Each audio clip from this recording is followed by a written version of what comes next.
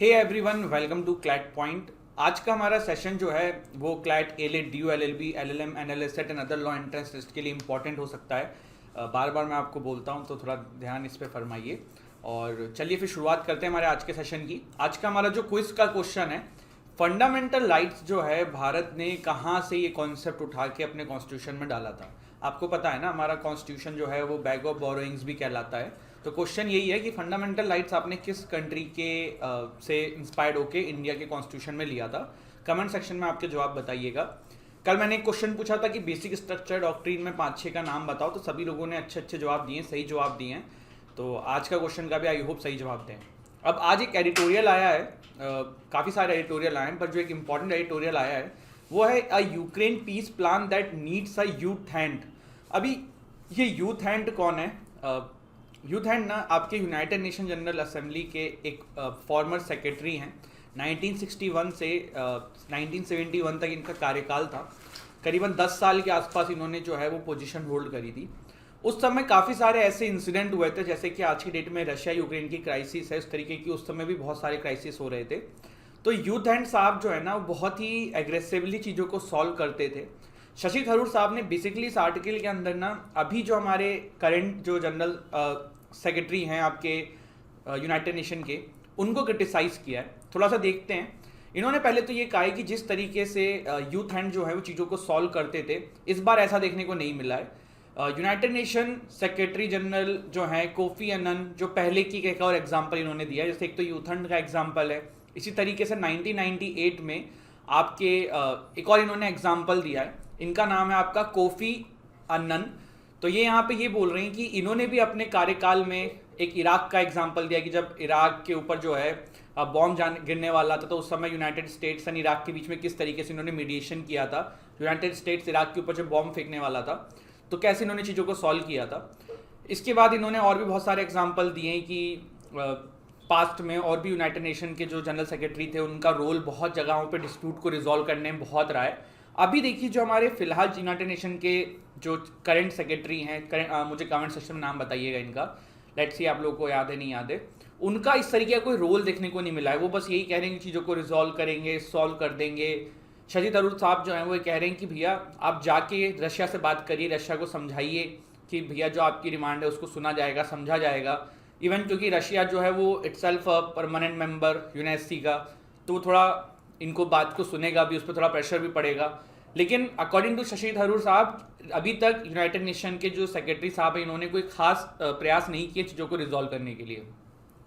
अभी इसराइल के prime minister जो हैं बेनेट साहब, इन्होंने 15 पॉइंट का पीस प्लान तैयार किया है। ऑल्दो ये थोड़ा सा रशिया फेवर इसराइल रहता है, और यूक्रेन जो है वो यही कह रहा है कि जो 15 पॉइंट का पीस प्लान है ना, बेसिकली ये तो आपने पूरी रशिया की बात कह दी है, हमारा इसमें कोई पक्ष नहीं रखा है, तो हम इसको जल्दी मानेंगे नहीं। इसके अलावा और भी यहाँ पे कुछ इन्होंने बातें लिखी हैं शशि थरूर साहब ने, एक बार देख लेते हैं। जैसे कि मैंने आपसे कहा था, अभी आज से कल से हम एडिटोरियल को भी डिकोड करेंगे। करंट अफेयर का जो पार्ट निकलेगा वो तो डिस्कस किया ही जाएगा, एडिटोरियल में क्या चीज़ें आ रही हैं वो भी कुछ अच्छे पॉइंट्स आते हैं, उसको भी देखा जाएगा।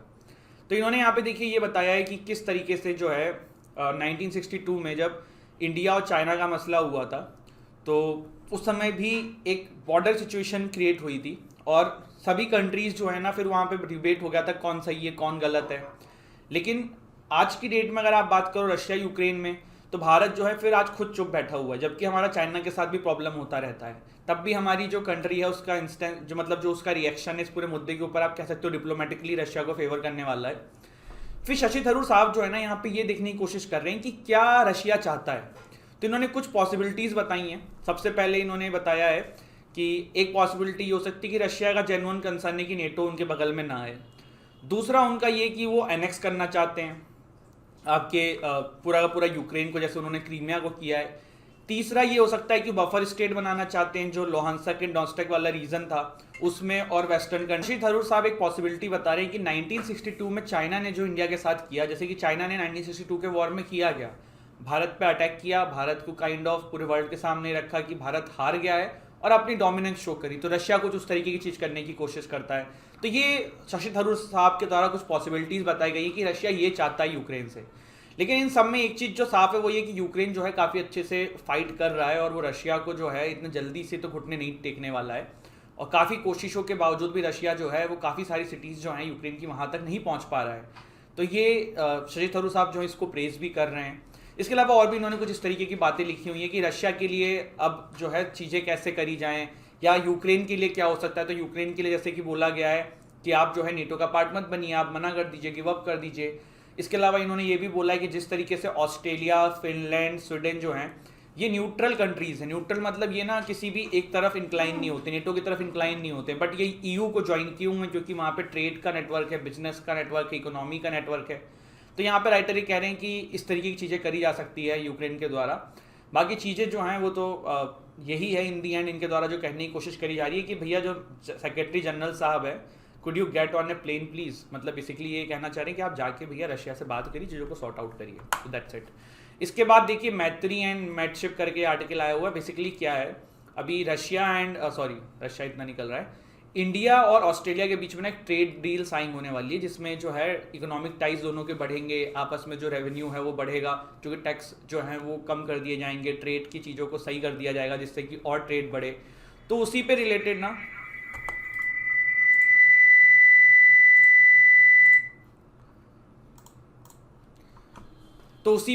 ये आर्टिकल लिखा गया है इनके द्वारा, और ये बता रहे हैं कि ऑस्ट्रेलिया और भारत में क्या क्या कॉमन है। जैसे कि इन्होंने बताया कि दोनों ही कंट्री जो है वो एक तरीके का डायस्पोरा शेयर करती है, भारत के काफ़ी सारे लोग वहाँ पे काम करते हैं।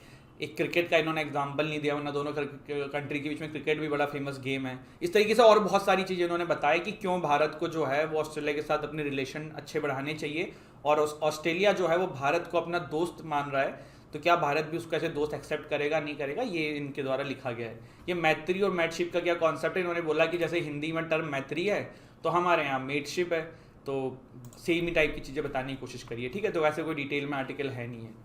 इसके बाद देखिए क्या है, एन बीरेन सिंह जो हैं मणिपुर के चीफ मिनिस्टर बन गए, और जो बाकी स्टेट्स भी हैं वहाँ पे बीजेपी ने रिपीट ही कर दिया है। अगला एक आर्टिकल आया है, president gives away Padma awards. तो पद्मा अवार्ड्स दिए गए हैं, थोड़ा सा पद्मा अवार्ड्स के बारे में जान लेते हैं। तो ये अवार्ड जो हैं ये achievements in all field of activities और disciplines where an element of public service in involve, उसमें दिया जाता है। और ये पद्मा अवार्ड जो हैं recommendation made by Padma awards committee which is constituted by prime minister every year. और जो नॉमिनेशन प्रोसेस है वो पब्लिक के लिए ओपन होती है, आप सेल्फ नॉमिनेट भी खुद को कर सकते हैं, ठीक है। ये देखिए कुछ जो अवार्ड्स होते हैं कुछ इस तरीके से होते हैं। भारत रत्न ये आपका है, Padma Vibhushan, Padma Bhushan, Padmashri. Government of India ने 2 सिविलियन अवार्ड्स क्रिएट किए थे, एक था भारत रत्न, एक था पद्म विभूषण 1954 में। भारत रत्न क्या है, ये हाईएस्ट सिविलियन अवार्ड है हमारे देश का। Exceptional service performance of the highest order in any field of human Endeavour, ठीक है, तो उनको दिया जाता है। इसके अलावा रिकमेंडेशन भारत रत्न की जो है वो prime minister to the president of India दी जाती है, उसके बाद भारत रत्न दिया जाता है। मैक्सिमम 3 लोगों को एक साल में भारत रत्न दिया जा सकता है, एंड अभी तक जो है 45 लोगों को भारत रत्न अवार्ड जो है वो दिया जा चुका है। एक चीज़ और है, भारत रत्न जैसे किसी को मिला होता है ना, तो वो अपने नाम के साथ इसका टाइटल यूज़ नहीं कर सकता है, ये भी एक है। जैसे ऐसे नहीं कि सचिन तेंदुलकर भारत रत्न है, ऐसा कभी कुछ नहीं, आप टाइटल की तरह भारत इन अवार्ड्स को यूज़ नहीं कर सकते हो। Padma Vibhushan, Padma Bhushan, Padmashri, list of the field, मतलब किस किस चीज़ों में दिया जाता है पहले तो ये देख लो। Art, social work, public affairs, science and engineering, trade and industry, medicine, literature and education, civil services, sports and इस तरीके की और भी चीज़ें, जैसे कि एनजीओ वाला हो गया, ह्यूमन राइट का काम हो गया, वाइल्ड लाइफ प्रोटेक्शन का काम हो गया, तो ये सारी चीज़ें। पद्म अवार्ड्स जो हैं वो 1954 से आए थे, और हर साल जो है रिपब्लिक डे के दौरान इनको जो है अनाउंस किया जाता है। बीच में रुक भी गए थे 1978, 1979, 1993, 1997 तक, 1993 से 1997 तक। ये क्यों रुका था, क्योंकि पद्मा अवार्ड्स के ना कॉन्स्टिट्यूशनल वैलिडिटी चैलेंज हो गई थी मध्य प्रदेश कोर्ट के अंदर, पब्लिक इंटरेस्ट लिटिगेशन डला था, तो इस पर स्टे लगा दिया था तब तक, फिर बाद में चीज़ें सॉर्ट आउट हो गई। फिर यहाँ पे देखिए ये जो अवार्ड्स हैं ये डिस्टिंक्शन ऑफ रेस के बिना दी जाती है, ऑक्यूपेशन का इसमें डिस्टिंक्शन नहीं करते हैं, पोजीशन का नहीं करते हैं, सेक्स का नहीं करते हैं, और उसके अलावा everyone is eligible to these awards. अब पद्मा अवार्ड्स 2022 के बारे में जान लेते हैं। तो इस साल जो है प्रेसिडेंट साहब ने 128 पद्मा अवार्ड्स दिए हैं, और जिसमें 4 पद्म विभूषण, 17 पद्म भूषण, 107 पद्मश्री अवार्ड्स, और 13 जो है वो पोस्टमस अवार्डीज इस लिस्ट में हैं। पोस्टमस मतलब मरणोपरांत जो होता है। जनरल बिपिन रावत साहब जो हैं he is first chief of defence staff जिनकी एक दुर्घटना में मृत्यु हो गई थी, तो उनको as well as Uttar Pradesh के चीफ मिनिस्टर कल्याण सिंह साहब को जो बाबरी मस्जिद का जो डिमोलिशन हुआ था उस समय चीफ मिनिस्टर थे, इनकी अपनी कहानी है। बाबरी मस्जिद डिमोलिशन में चीफ मिनिस्टर थे उत्तर प्रदेश के। तो उस समय जो है इनका काफ़ी एक रोल रहा था स्टेट में जो है पुलिस एंड ऑर्डर को मेंटेन रखने के लिए। तो पद्म विभूषण जो है इन दोनों को मरणोपरांत दिया गया है 73rd रिपब्लिक डे की ईव में, ठीक है। तो ये हमने कुछ जाना इन अवार्ड्स के बारे में। Sri Lanka aggravating economic crisis. देखिए श्रीलंका के बारे में हम बहुत दिन से पढ़ रहे हैं, जान रहे हैं कि वहाँ पे इकोनॉमी की हालत जो है बहुत ख़राब हो गई है और अब कुछ अलग लेवल पे इकोनॉमी वहाँ की चली गई है। एक तो इस कंट्री को जो है एक पूरा परिवार चला रहा है, जो अपने आप में एक बहुत बड़ा क्वेश्चन है कि किस तरह की डेमोक्रेसी है यहाँ पे। ये अभी हुआ क्या है वहाँ पे, देखिए चीज़ें बहुत ज़्यादा महंगी हो चुकी हैं। जो नॉर्मल गैस सिलेंडर आप एक एग्जांपल ले लो तो वो बहुत ज़्यादा 5-6 हज़ार रुपये के अगर आप कंपेयर कर लो इंडिया के हिसाब से तो इतने रुपए में चले गए हैं। नॉर्मल आप कुछ भी चीज़ देखो, जैसे पानी हो गया, पानी की किल्लत हो रही है, बहुत ही मतलब इकोनॉमी का जो है ना अलग लेवल पे हालत चली गई है। आपको याद होगा कि श्रीलंका ने ऑलरेडी चाइना से इतना सारा पैसा ले रखा है जिसकी वजह से उन्होंने हबन टोटा पोर्ट वैसे ही खो दिया है। अभी वो इंडिया से लाइन ऑफ क्रेडिट लिए थे, कल ही हमने आपको बताया था। प्लस अभी श्रीलंका से भी उन्होंने हेल्प मांगी है, श्रीलंका भी उनको हेल्प करने के लिए तैयार है। तो ये बड़ी खस्ती हालत चल रही है श्रीलंका के अंदर और वी होप कि जो है श्रीलंका इस क्राइसिस से बाहर निकल पाए। लेकिन सबसे पहले तो इनको अपनी डेमोक्रेसी की हालत सही करने की ज़रूरत है। इमरान खान साहब जो हैं वो अपनी पोस्ट से गायब हो सकते हैं और उनकी पोस्ट जो है वो यहाँ पे ली जा सकती है अपोजिशन के जो अभी आपके लीडर हैं शहबाज शरीफ के द्वारा। मामला क्या है, इमरान खान की पार्टी के कुछ बंदों ने कह दिया है कि भैया हम आपके साथ नहीं खड़े रहेंगे। 25 तारीख को आज से 3 दिन बाद जो है नो कॉन्फिडेंस मोशन है। लेट्स सी क्या होता है। ऑल दो चांसेज यही हैं कि इमरान खान साहब जो हैं वो पोस्ट से हटा दिए जाएंगे। क्यों ऐसा किया जा रहा है, क्योंकि कहीं ना कहीं देखिए जो पाकिस्तान की जो ISI है ना, वो ये चीज़ नहीं चाहती थी कि इमरान खान साहब जो हैं वो रशिया में जाएं जब ये इवेंट हो रहा है, क्योंकि पाकिस्तान कहीं ना कहीं USA पे ज़्यादा डिपेंडेंट रहता है। और इमरान खान उस समय रशिया में बैठे हुए थे जाके, जब रशिया यूक्रेन का प्रॉब्लम चल रहा था। आपको याद होगा या आपने कहीं पढ़ा होगा कि 1-2 दिन पहले इमरान खान ने भारत की फॉरेन पॉलिसी की तारीफ़ करी थी। वो इसीलिए करी थी कि वहाँ पे जो है ना उनका ये कहना था कि हमारे यहाँ पे प्राइम मिनिस्टर अपने हिसाब से चीज़ों को डिसाइड कर सकता है। इनके यहाँ पे ISI को ये चीज़ पसंद नहीं आई थी, तो वहीं से चीज़ें जो है ना वो और ख़राब हो गई थी और सत्ता पलट होने के चांसेस पूरे हैं। इसके अलावा फिर एक रिजर्वेशन पर आर्टिकल आया है। अब ये क्या आर्टिकल है, देखो इकोनॉमिक वीकर सेक्शन को रिजर्वेशन दिया गया है, 8 लाख रुपए कैप बनाई गई है। इस आर्टिकल के अंदर ना ये बताने की कोशिश करी जा रही है कि ये 8 लाख की कैप जो है ना ये गलत है। क्यों गलत है? इंडिया में 90% जनता जो है वो जो है करीबन 8 लाख के आसपास कमाती है। तो इसका मतलब आपने इकोनॉमिक वीकर सेक्शन में 90% जनता को डाल दिया है, फिर तो ये वोट बैंक पॉलिटिक्स हो गई। वैसे अगर कायदे से देखा जाए तो 8 लाख रुपए should not be the criteria of economic weaker section, क्योंकि जनरल कैटेगरीज के अंदर जो है बहुत सारे ऐसे लोग हैं जिनके घर की आमदनी जो है वो 3-4 लाख भी नहीं है सालाना, तो वो एक्चुअली में ये 10% रिजर्वेशन डिजर्व करते हैं। अब लेट्स सी इस पर आगे क्या होता है क्या नहीं होता, इस पर लोगों के अपने अपने अलग ओपिनियन हो सकते हैं। बट ये जो आर्टिकल है ना ये कहने की कोशिश यहाँ पे यही कह रहा है कि ये 8 लाख का जो कैप है ना गलत है। आप लोग अपने ओपिनियन कमेंट सेक्शन में जरूर इस मुद्दे के ऊपर रख सकते हैं। फिर क्या है, देखो 90% लोगों को जब रिजर्वेशन मिल जाएगा ना तो इस रिजर्वेशन का कोई फ़ायदा भी नहीं बचेगा। तो फ़ायदा भी तब होता जब कुछ % जनता इसमें रहती, तो अब ये भी एक समस्या का कारण है। India US official discuss 2+2 preparation. देखो 2+2 डायलॉग्स का बेसिकली मतलब ये होता है जब foreign ministry and defence ministry दोनों जगहों की बैठती हैं। कहीं भी देखना 2+2 लिख देंगे मतलब foreign ministry and defence ministry के बीच का डायलॉग होता है, तो वही यहाँ पे आर्टिकल आया हुआ है। New parliament building is 44% complete says ministry. पता होगा आपको 75वीं इंडिपेंडेंस पे यहाँ पे ये कहा गया था कि न्यू पार्लियामेंट बिल्डिंग जो है वो तैयार करके हम सबके सामने रखेंगे। 44% कंप्लीट हो चुकी है। सेंट्रल विस्टा प्रोजेक्ट के नाम से हम इसको जानते हैं। इस पे क्वेश्चन कुछ बन सकते हैं कि जो लोकसभा है उसकी थीम रहने वाली है पीकॉक के ऊपर, राज्यसभा की लोटस के ऊपर, सेंट्रल लॉन्च की बनियन के ऊपर। टोटल एरिया जो है 64,500 स्क्वायर मीटर का बनेगा। मेन स्पेस इसमें Lok Sabha, Rajya Sabha and central launch रहने वाला है। National emblem will crown the new parliament building. 8 seats Lok Sabha में रहेंगी, राज्यसभा में 384 सीट्स रहेंगी। इसके अलावा जो है जॉइंट सेशन के लिए 1272 सीट्स का भी यहाँ पे व्यवस्था है। जॉइंट सेशन मतलब जब लोकसभा राज्यसभा को इकट्ठा बुला लिया जाता है। टाटा प्रोजेक्ट्स लिमिटेड के द्वारा इसको बनाया जा रहा है। इसमें आर्किटेक्ट जो हैं वो HCP design planning and management के द्वारा है और ये इस पे सारी चीज़ें हैं जो आपके एग्जाम में इससे रिलेटेड आ सकती हैं। Ukraine refuses to surrender Mariupol. ये जगह जो है यूक्रेन ने मना कर दिया है सरेंडर करने को, जैसा कि मैंने आपको बोला कि बिल्कुल रशिया को अनएक्सपेक्टेड था कि यूक्रेन जो है वो इतने समय तक टिक भी जाएगा। इवन जो अलग अलग जानकार थे उनका भी ये मानना था जब रशिया ने एनेक्स करने की कोशिश करी थी कि बहुत जल्दी जो है वो यूक्रेन जो है वो पूरा कैप्चर कर लेगा रशिया, बट ऐसा हुआ नहीं। यूक्रेन ने जो है डट के सामना किया है। ऑफकोर्स इनको वेस्टर्न कंट्रीज से आर्म्स एंड अदर एमुनिशन जो है वो प्रोवाइड किए जा रहे हैं, बट इन दी एंड तो फाइट तो वहाँ पे यूक्रेन के लोगों को करनी है, वहाँ के डिफेंस को करनी है, जो कि वो कर रहे हैं। आपने अफगानिस्तान में बिल्कुल उल्टा देखा था, 1 घंटे के अंदर 2 घंटे के अंदर जो है पूरी सत्ता पलट हो गई थी, क्योंकि अफगानिस्तान की आर्मी ने ही घुटने टेक दिए थे। तो यहाँ पे इन्होंने कोशिश करी है। वो कहते हैं ना कि जब तक आप खुद अपनी मदद नहीं करना चाहोगे तो भगवान क्या मदद करेगा या कोई और क्या मदद करेगा।